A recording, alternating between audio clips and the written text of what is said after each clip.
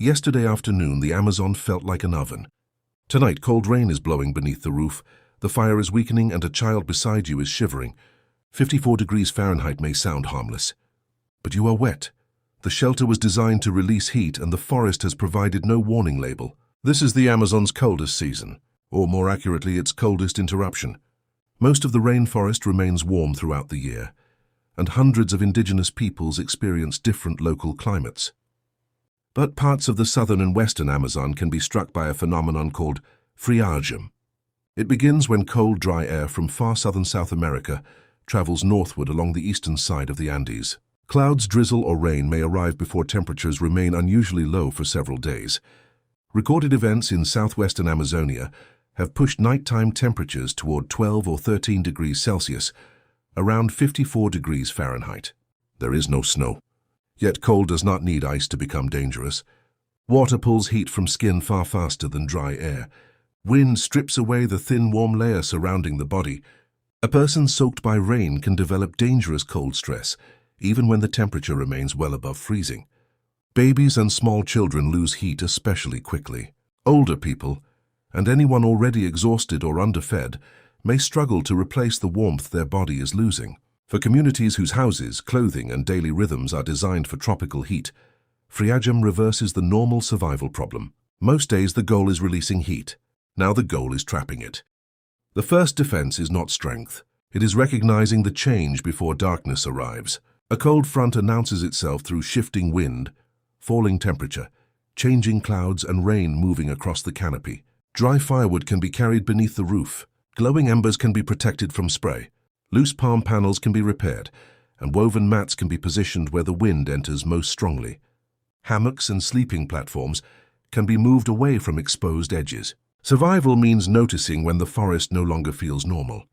Then fire becomes the center of survival. Traditional Amazon houses vary enormously, but ethnographic accounts describe family or communal hearths inside many homes and longhouses. During warm weather, a hearth cooks food, dries cassava, produces light, and keeps insects away. During friagem, it becomes a heater. Families gather closer. Wet materials are placed where warmth and smoke can dry them. Warm cassava, fish, broth, or other available food supplies calories the body can burn to produce heat. The house itself begins working differently. Layered palm roofs and walls that normally repel tropical rain also slow heat loss. Extra woven palm coverings can reduce drafts without sealing the shelter so tightly that smoke becomes dangerous. But the coldest hours arrive just before sunrise. That is when firewood is lowest, bodies are tired, and children have been exposed for hours. Now the community must keep every vulnerable person warm until the forest releases the sun again. The coldest hour arrives before sunrise, when the fire has burned low and every surface feels damp. The first person protected inside the dark shelter is not the strongest adult. It is the smallest child. Children have more skin compared with their body mass, so they lose heat faster than adults. They may also become quiet before they can explain what is wrong. Families respond by bringing children toward the warmest protected part of the shelter. Wet coverings are removed.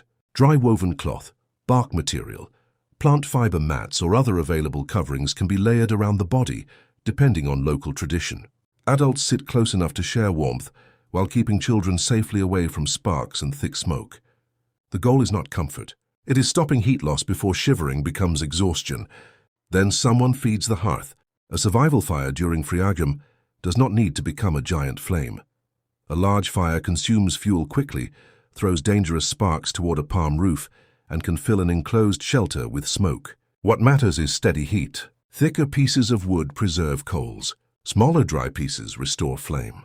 Resin-rich wood or protected tinder helps when damp air makes ignition difficult. Fuel is arranged beneath the roof before it is needed, because searching outside at 3 in the morning wastes heat and exposes another person to rain.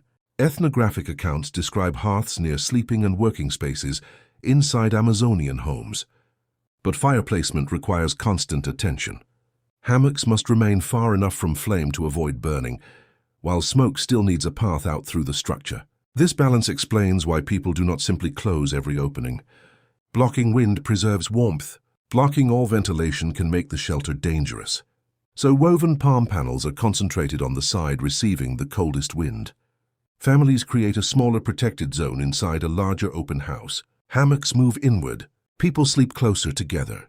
The damp ground remains below them, instead of pulling warmth directly from their bodies. Food becomes another form of fire. Shivering burns energy. Remaining warm requires calories, and an empty body cannot produce heat for long. Cassava, plantain, fish, meat, nuts, or whatever the community has stored becomes more valuable during the cold spell. Food may be warmed, roasted, or simmered into broth near the hearth.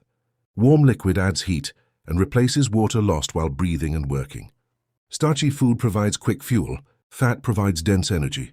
Protein supports the body through several difficult days. No single meal defeats the cold. Regular small portions keep the body producing heat through the night. But the community must also conserve energy. Hunting far from shelter becomes riskier when rain erases tracks and cold wind chills wet skin. Traveling by canoe creates another danger because spray and wind can cool the body rapidly. Unless food is urgently needed, distant journeys may wait. Necessary work is divided. One group gathers protected fuel during the warmest part of the day. Another repairs the roof and windward walls. Others prepare food, dry materials, and remain with children or elders. Nobody assumes that shivering is merely uncomfortable. It is an early warning. Violent shivering, fumbling hands, unusual silence, stumbling, confusion, or extreme sleepiness can mean the body is losing the fight. People living together notice these changes quickly. Someone who becomes confused may insist they are fine. The group does not trust that answer. They move the person away from rain, remove wet material, provide dry coverings, share body warmth, and offer warm food or liquid if the person remains alert. Rewarming is controlled. Numb skin is not pressed directly against flame. The person is watched until speech, movement, and warmth return. This is where community becomes survival equipment. One person can fall asleep while another protects the embers. An adult can become exhausted while someone else keeps a child warm. Knowledge passes around the hearth with every task, but friagem may remain for several days.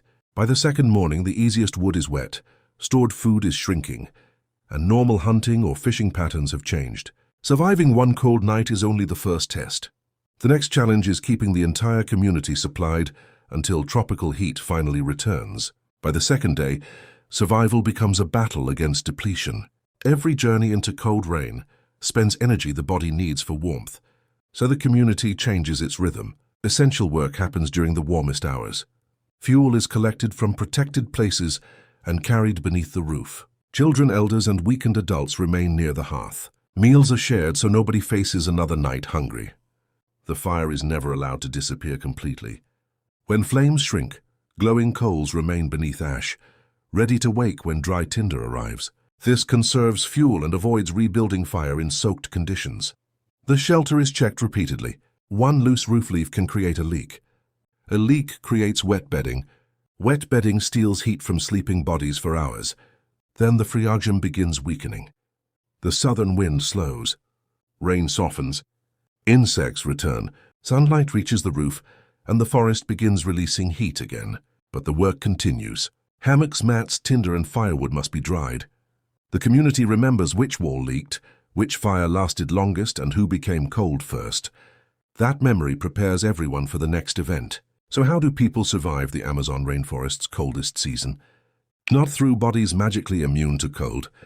They survive by staying dry, blocking wind, protecting embers, eating enough, sharing warmth, and watching one another.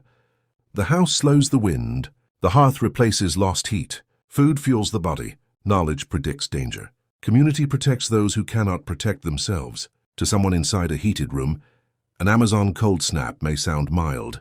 Inside a wet palm shelter before sunrise, it is a different world. The temperature never needs to fall below freezing. It only needs to steal heat faster than the body can replace it. For several cold nights, survival depends on keeping one circle of warmth alive.